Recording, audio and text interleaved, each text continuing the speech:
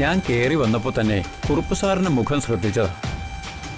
ഈ വീട്ടിൽ മൊത്തത്തിലുള്ള കുഴപ്പങ്ങളുടെ പ്രതിഫലനമാണ് കുറുപ്പ് സാറിന്റെ മുഖത്ത് പ്രതിഫലിച്ചത്. അതിന് പരിഹാരം കണ്ടാൽ എല്ലാറ്റിനും പരിഹാരമായി.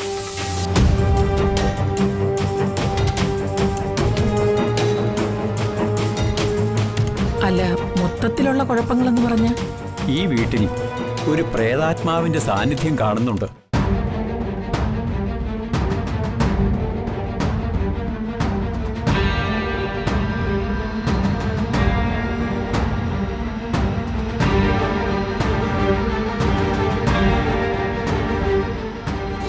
വീശിയടിക്കാൻ മടിക്കുന്ന കാറ്റും വെളിച്ചത്തിനിടയിലെ ഇരുൾ വീഴ്ചയും അത് കാണിച്ചു കൊടുക്കുന്നു.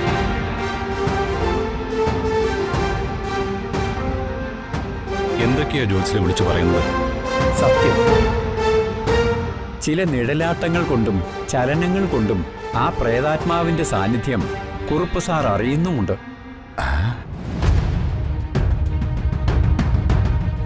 പലപ്പോഴും.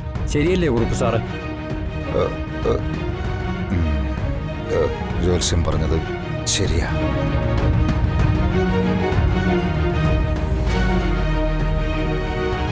ജീവൻ എടുക്കാനുള്ള ശ്രമങ്ങളും ആത്മാവിൽ നിന്നുണ്ടാവുന്നുമുണ്ട്.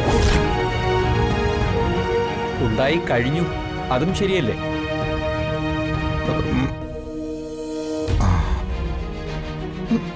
നിന്നെ കൊല്ലാൻ വേണ്ടി ഒരു ചെടിച്ചിട്ട് മോളിൽ നിന്ന് താഴേക്ക് വന്നില്ലേ?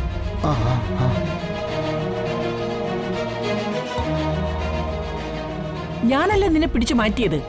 അതിന്റെ കാര്യ ജ്യോത്സ്യം പറയുന്നത്.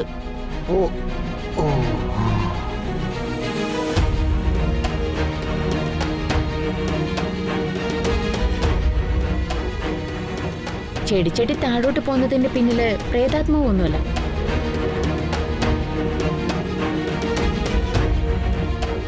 ഈ വീട്ടിലെ ജീവാത്മാക്കൾ തന്നെയാ.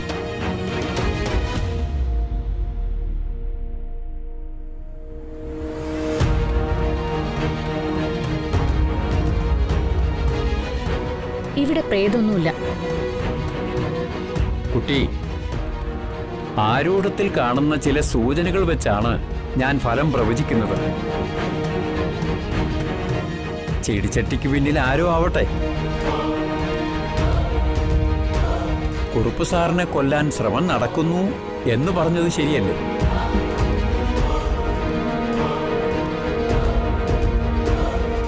അത് വിശ്വസിച്ചാ മതി.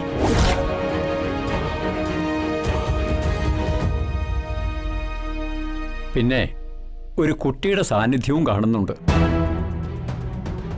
ആ കുട്ടിയും കരിഞ്ചാതകക്കാരിയാണ്. ആ കുട്ടി ഇവിടെ താമസിച്ചാൽ